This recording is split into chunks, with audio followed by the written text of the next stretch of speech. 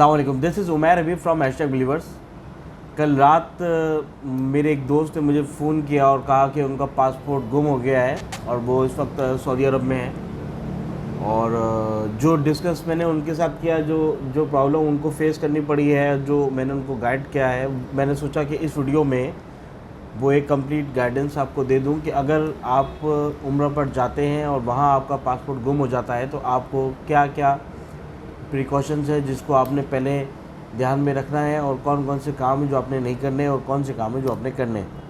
تو اس ویڈیو کو ہم شارٹلی ڈسکس کریں گے ان ساری چیزوں کا، اور کوشش کریں گے کہ آپ کے جو مسائل ہیں، ٹریولنگ کے جو ٹپس ہیں، وہ آپ اپنے پاس نوٹ ڈاؤن کر لیں، اور یاد رکھیں کہ جب بھی آپ عمرے کی طرف جائیں، عمرہ کرنے جائیں، اللہ آپ کو عمرے کی جب بھی سعادت نصیب کرے، تو آپ نے سب سے پہلے تو پاسپورٹ جو ہے وہ ہینڈ کیری میں نہیں رکھنا۔ اکثر لوگ یہ کرتے ہیں کہ پاسپورٹ اپنا چھوٹے بیگ میں رکھ دیتے ہیں، اور جب وہ نماز پڑھنے کے لیے مکے میں یا مدینے میں جاتے ہیں تو چپلوں کے ساتھ ہی وہ بیگ رکھتے ہیں اور کبھی وہ اٹھانا بھول جاتے ہیں۔ تو دیکھیں، پاسپورٹ کو سب سے پہلے تو آپ نے جب آپ یہاں سے اپنی امیگریشن کراس کریں اور وہاں کی امیگریشن کراس کریں تو وہ پاسپورٹ آپ نے نکال کے اپنا جو بڑا لگیج ہے آپ کا 20-30 kg والا جو لگیج ہے آپ کا، اس لگیج میں آپ نے اپنا پاسپورٹ ڈالنا ہے، کیونکہ اس کے بعد آپ کو ضرورت نہیں پڑے گی اس پاسپورٹ کی۔ اور جب آپ ٹریولنگ کریں گے تو اوبیسلی وہ ٹریولنگ بیگ بھی، لگیج بیگ بھی آپ کے ساتھ ہی ہوگا۔ تو پوائنٹ از دیٹ کہ آپ نے سب سے پہلے تو پاسپورٹ اپنا بڑے بیگ میں رکھنا ہے، چھوٹے بیگ میں نہیں رکھنا، کیونکہ چھوٹا بیگ گم سکتا ہے۔ اب جن کو دھیان نہیں تھا، جیسے میرے دوست، ان کا پاسپورٹ گم ہوا،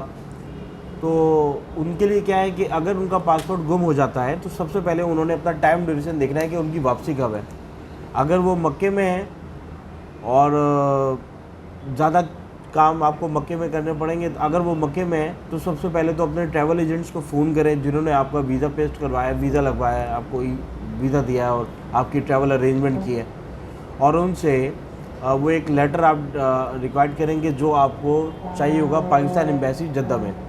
تو آپ نے ان سے وہ ایک لیٹر لینا ہے، وہ لیٹر آپ کو دے دیں گے ٹریول ایجنٹ۔ اس لیٹر کو لینے کے بعد آپ یہاں سے جدہ جائیں گے، میرے خیال سے 150-200 ریال اس کی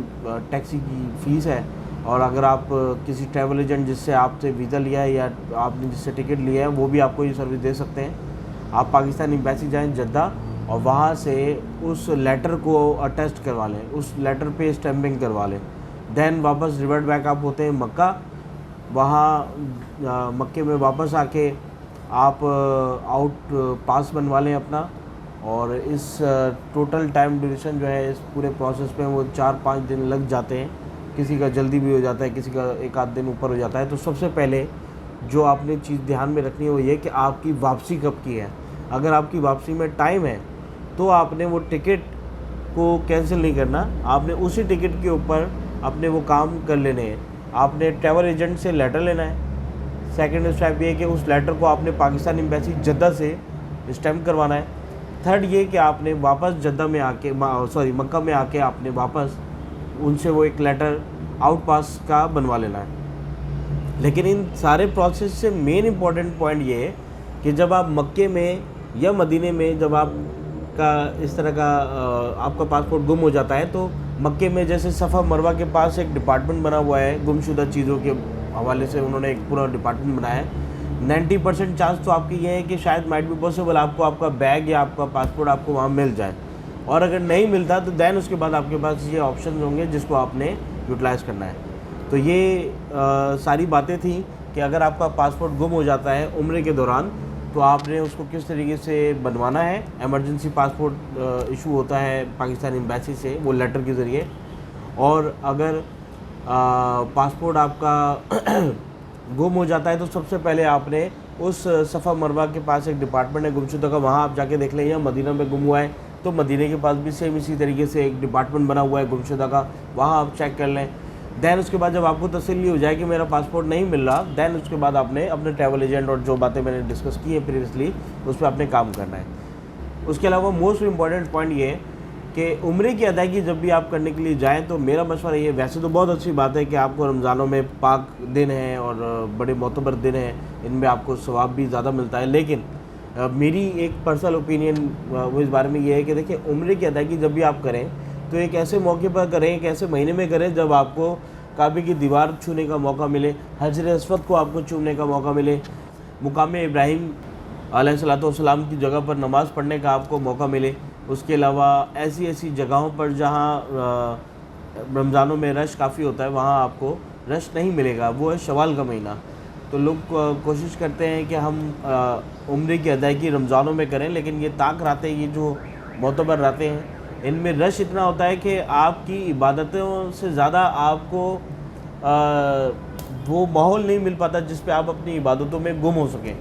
تو میری تو پرسنل اوپینین سب لوگوں کو یہی ہوگی کہ جو لوگ عمرے کی ادائیگی کرنا چاہتے ہیں وہ شوال کا مہینہ پریفر کریں بنسبت رمضان کے. اور اس کے علاوہ اگر آپ کے پاس بجٹ ہے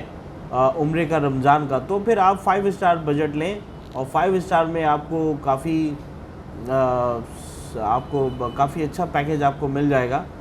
اور اس پیکیج میں آپ جو ہے عمرے کی ادائیگی کر سکتے ہیں. لیکن پھر بھی آپ وہ چیزیں مس کر جائیں گے